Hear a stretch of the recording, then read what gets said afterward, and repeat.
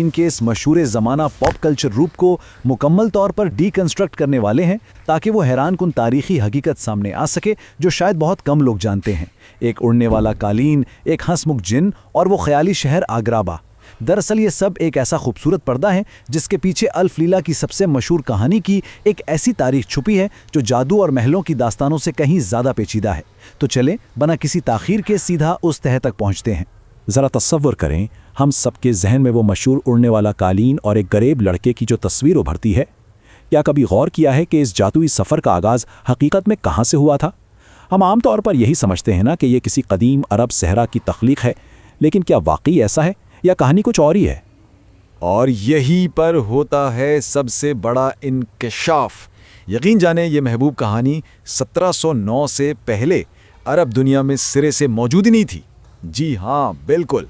आम तासुर यही है कि ये कहानी कदीम अरबी मुसव्वदे अल-लैला का हिस्सा थी, मगर हकीकत बिल्कुल मुख्तलिफ है। ये कहानी 1709 में एक फ्रांसीसी इशाअत के ज़रिए पहली बार दुनिया के सामने आई, यानी किसी अरबी मतन में इसका कोई नामो निशान नहीं था। ये तो बिल्कुल तारीख के किसी शानदार जादूगर के धोखे जैसा महसूस होता है ना? अच्छा, अब ज़रा इस कहानी की टाइमलाइन पर एक नज़र डालते हैं। इस पूरे सफ़र का आगाज़ एक फ्रांसीसी मुतरजम ऑंतवान गेलांड और एक शामी कहानीकार हिन्ना दियाब की मुलाकात से होता है। वहाँ से निकलकर ये कहानी 1800 की दिहाई में विक्टोरियन थिएटर के ड्रामाई अंदाज में ढलती है और फिर आखिरकार 1992 में हॉलीवुड के रंगीन पर्दों तक जा पहुँचती है। मतलब कहानी ने मुसलसल सफ़र किया और हर नए पड़ाव पर इसका एक नया ही रूप सामने आया। अब जो बात सामने आने वाली है वो आज के इस मासूम दिल फेंक चोर वाले तसव्वुर से कोसों दूर है। 1709 का जो असल मतन था ना, वो हैरान कुन हद तक पेचीदा, कदर तारीख और अजीब व गरीब अनासिर से भरा हुआ था। अगर हम इसे कहानियों की दुनिया का फ्रैंकेनस्टाइन मॉन्स्टर कह लें तो ये बिल्कुल भी गलत नहीं होगा। असल कहानी की नौयत अखलाकी तौर पर काफ़ी मुबहम थी। ये दरअसल शाहराए रेशम की दास्तानों और फ्रांसीसी तख़य्युल का एक बड़ा ही कमाल का मगर अजीब सा इम्तिजाज थी। इसमें सेटिंग तो चीन की बताई गई थी, लेकिन सकाफत मुकम्मल तौर पर इस्लामी नज़र आती है। और अलाउद्दीन वो कोई हीरो नहीं था, बल्कि एक काहिल और खुदगर्ज सा लड़का था जो एक नहीं बल्कि दो मुख्तलिफ जिन्नों, यानी एक अंगूठी का जिन और एक चिराग का जिन की मदद से अपने काम निकलवाता था। इसमें आम तशद्दुद और ब्लैकमेलिंग जैसे अनासिर बिल्कुल नॉर्मल समझे जाते थे। खैर, अब ज़रा इस ख्याली दुनिया और जादुई दास्तान से निकलकर कुरून वुस्ता की हकीकी इस्लामी दुनिया के अकायद की तरफ आते हैं, क्योंकि कहानी में जो कुछ भी माफूकुल फितरत दिखाया गया है उसकी जड़ें उस दौर की हकीकी इस्लामी रिवायात में गहराई तक पैवस्त हैं। यहाँ जिन्नों की हकीकत को समझना बहुत ज़रूरी है। मगरिबी कहानियों में तो हमें एक हंसता मुस्कुराता लतीफ़े सुनाता हुआ जिन दिखाया जाता है जो बस ख्वाहिशात पूरी करने के लिए बेताब रहता है, लेकिन इस्लामी कौनियात में मामला ज़रा संजीदा है।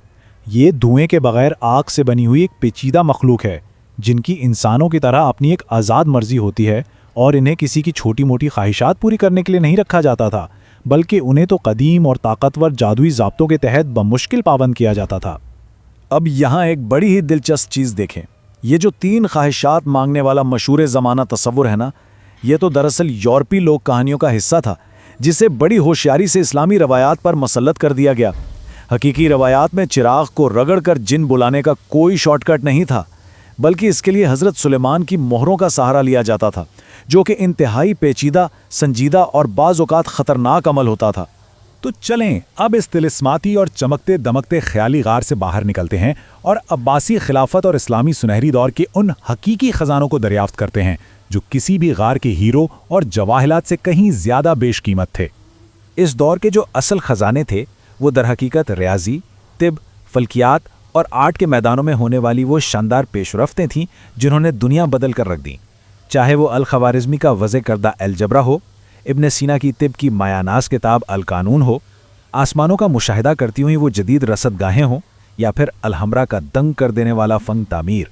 ये वो अनमोल मोती थे जो गार के ख़जानों से कहीं ज़्यादा पायदार और इंसानियत के लिए फ़ायदामंद थे। यहाँ से कहानी एक नया मोड़ लेती है।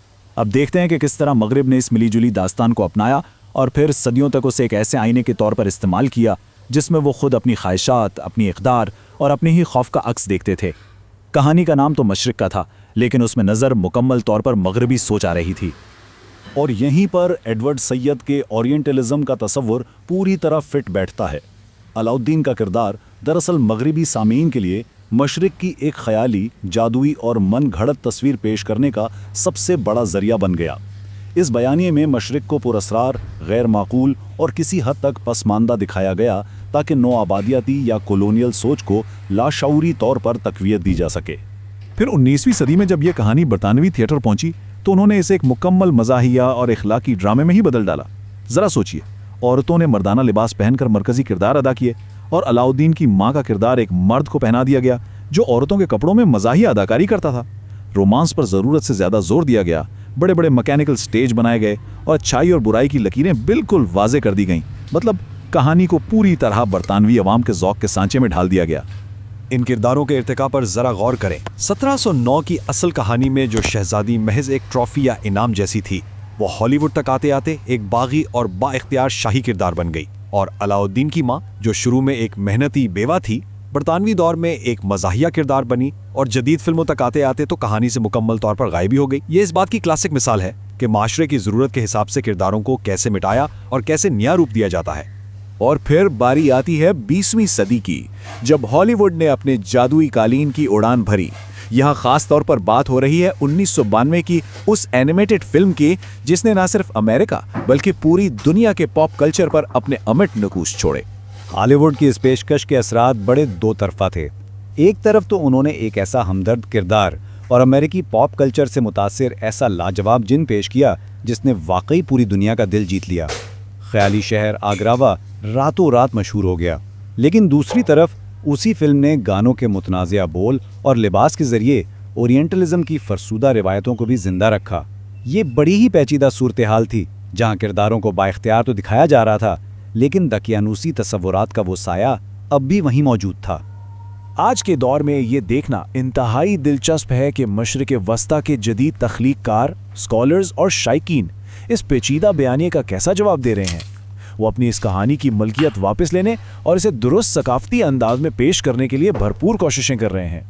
اس حوالے سے کمیونٹی کے اندر بڑی مختلف آراء پائی جاتی ہیں۔ کچھ لوگ میڈیا پر دکھائے جانے والے ان دقیانوسی تصورات کے ان حقیقی اور سنگین اثرات کو اجاگر کر رہے ہیں جو عام زندگی پر پڑتے ہیں۔ کچھ کا تو یہاں تک ماننا ہے کہ اس اورینٹلسٹ اور بگڑی ہوئی کہانی سے جان ہی چھڑا لینی چاہیے، جبکہ دوسری طرف وہ تخلیق کار ہیں جو ڈٹ کر مستند کاسٹنگ کا مطالبہ کر رہے ہیں تاکہ نئی پیشکشوں میں حقیقی ثقافتی سچائی کو شامل کر کے اسے واپس اپنی علاقائی کہانی کے طور پر اپنایا جا سکے۔ دراصل یہ کہانی اب انسانی خواہشات، کہانیوں کے ارتقاء اور ان کی بقا کی ایک شاندار مثال بن چکی ہے۔ جیسا کہ یہ اقتباس بھی ظاہر کرتا ہے کہ یہ اب کوئی ایک کہانی نہیں رہی، بلکہ ایسی تہ در تہ تشریحات کا مجموعہ بن چکی ہے جنہیں کسی ایک اصل ورژن میں کبھی اکٹھا کیا ہی نہیں جا سکتا۔ اس کا مسلسل بدلنا، ہر ثقافت کے سانچے میں ڈھلنا اور پھر بھی زندہ رہنا، یہی شاید اس کی سب سے بڑی میراث ہے۔ تو آج کے اس تجزیے کے اختتام پر یہ ایک ایسا سوال ہے جو ہمیں ثقافتی ملکیت اور متوازن نمائندگی کے بارے میں سوچنے پر مجبور کر دیتا ہے۔ جب کوئی کہانی 300 سالوں کے دوران بار بار سنائی جائے، کبھی اپنائی جائے، کبھی اس پر دوبارہ دعویٰ کیا جائے، تو اس کا اصل مالک کون کہلائے گا؟ کہانیاں یقیناً سرحدوں سے بالاتر ہوتی ہیں، لیکن وہ کیسے سنائی جا رہی ہیں اس بات سے بہت فرق پڑتا ہے۔ ثقافتی ورثے اور اس کی درست تصویر کشی کے درمیان موجود یہ باریک لکیر واقعی ایک لاجواب اور یادگار معمہ ہے جو ہمیں بہت کچھ سوچنے کی دعوت دیتا ہے۔